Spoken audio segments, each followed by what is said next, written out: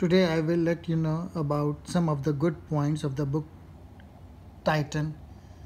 It is the biography about John D. Rockefeller.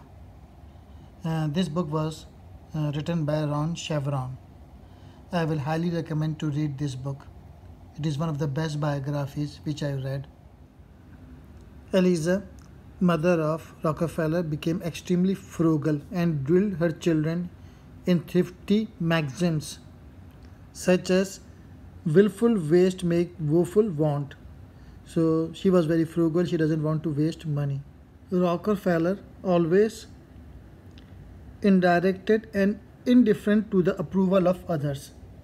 He was therefore free of certain boyish vanity. So Rockefeller doesn't want any approval from other, which is a important point in his life. He worked for his inner scorecard. Rockefeller's mother Eliza never lost her temper, never raised her voice, never scolded anyone, a style of understated authority that John Rockefeller inherited. From his mother, he learned economy, order, thrift, and other virtues that figure so largely in the success of Standard Oil Company, which he formed.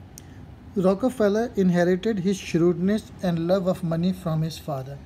Rockefeller believed that America would only be progress with an educated citizenry. If the citizens they are educated, then the America will progress. Rockefeller was the sort of stubborn person who only grew more determined with rejection.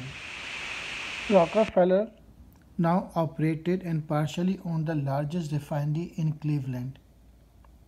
He and Laura lived frugally without house servants.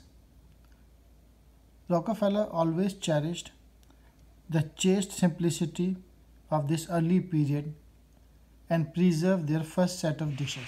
Rockefeller devoted more time and expense to the trees and shrubbery than to the house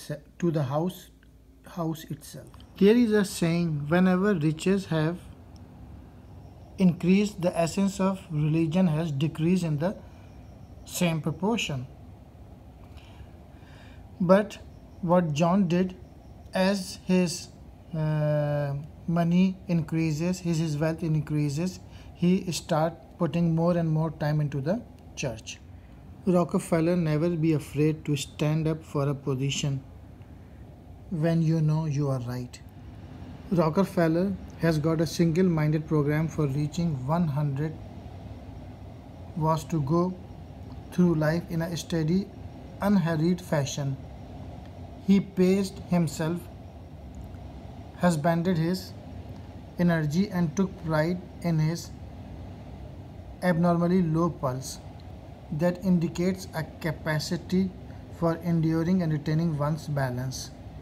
In his early years, he had struggled to master his temper and clear his mind of petty annoyances. Now he had a medical rationale for purging his system of turbulent emotion, especially anger.